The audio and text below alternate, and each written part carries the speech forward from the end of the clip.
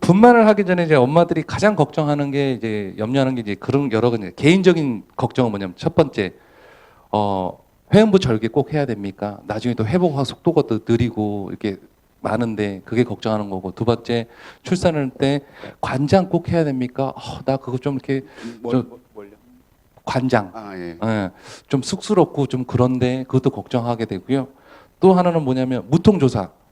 남편분들 뭐 머리 쥐어뜯을 일 없을 정도로 무통조사를 맞아야 되는데 이게 무통조사를 맞자 보니까 또 주위에서 너는 너 편하다고 그 산모가 겪게 될 고통을 안 겪으려고 그렇게 하냐 너무 좀 인정이 없다 이런 핀잔도 듣기도 하고 그러다 보니까 이런 부분들이 있는데 지금 말씀드린 거는 뭐 반드시 해야 되는 겁니까? 선택적인 제가 사유. 이제 그 말씀에 대해서 좀 이렇게 해석을 해드려 볼게요.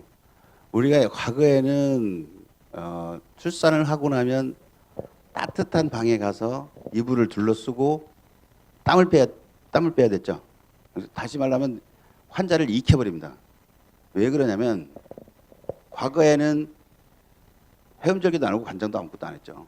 그러니까 또 아기를 낳고 나서 태반 나올 때까지 시간도 굉장히 길고 태반이 자연적으로 나올 때 나오는 하혈이 무지하게 많아요. 약도 안 쓰니까. 지금 우리가 말하는 소위 자연분만, 순수 자연분만이라고 하는 부분이 그런 거거든요. 아무것도 안 하고 그냥 하는 거.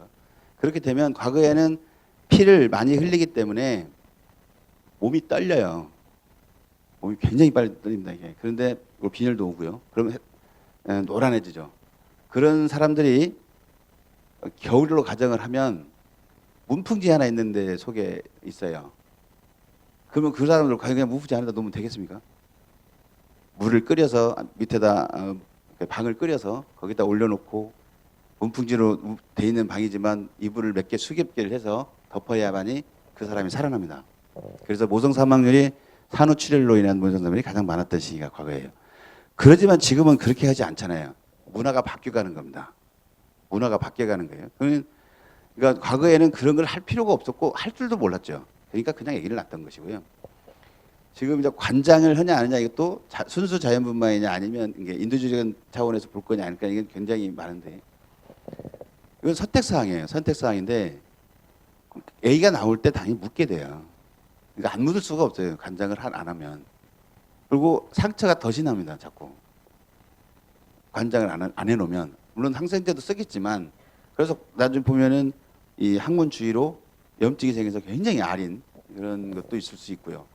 부작용이 더 많긴 많습니다. 훨씬.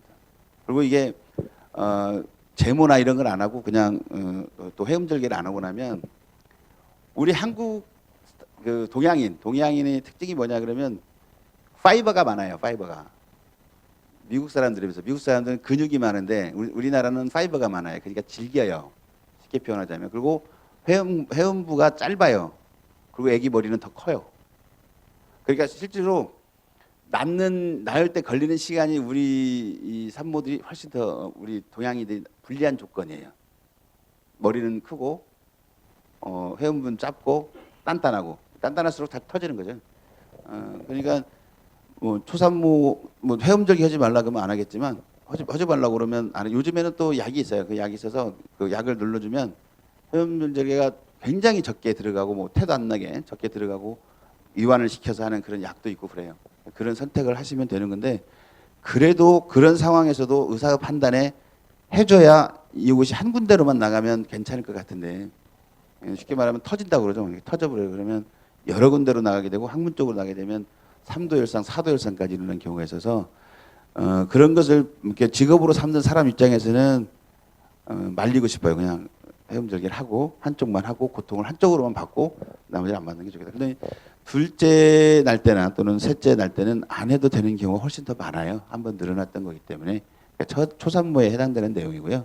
그리고 될 수 있으면 요즘에는 그 약을 쓰니까 많이 그렇게 회음절개를 심하게 하지는 않습니다. 근데 관장은 뭐 그런 선택 사항일 텐데 아기한테 물어봐본 무슨 대답을 할지 모르겠어요.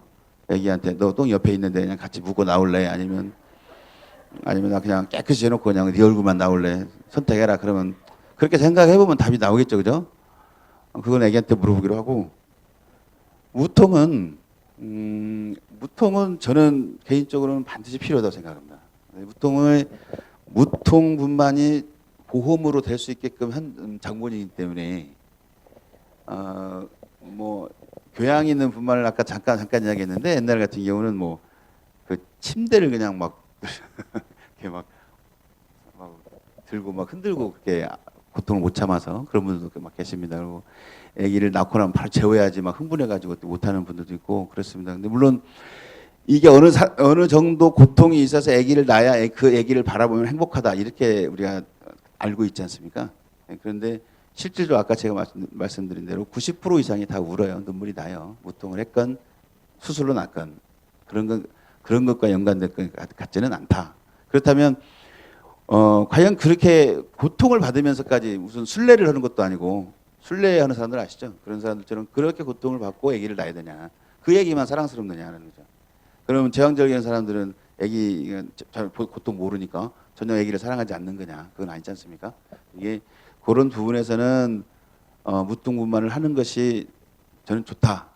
제 개인적인 입장으로는 좋다. 그러나 이제 최근에 저희 산모 중에 한 분은 월요일인가요? 월요일인데 무통 끝까지 안 하고 딱 뻘뻘 흘리면서 낳는데 결국 또 수술했어요. 그렇게 하고 다 또 본인 고통 다 하고 또 수술해서 또 그렇게 되고 그래서 아기가 안 내려와요. 전혀 내려오지 않아서 뭐 몇 시간 동안 기다려봤는데 안 내려와서 결국 수술했는데 그러니까 그런 대비도 마찬가지예요. 무통을 해놓으면 응급 상황도 좋거든요. 응급 상황에 양 조금만 더 주면 바로 응급 상황에서 수술을 할 수 있고 그런 대비도 될 수 있고 여러 면에서 좋은 것인데 이게 이제 그 과거에 갖고 있던 우리나라의 특성상 우리나라의 특성상 갖고 있던 편견이나 또는 그만한 지식 그것으로 인해서 이런 것들이 하면 안 된다라고 하면 안 좋다라는 것은 편견에 가깝지 않냐 저는 그렇게 생각을 하고 있습니다.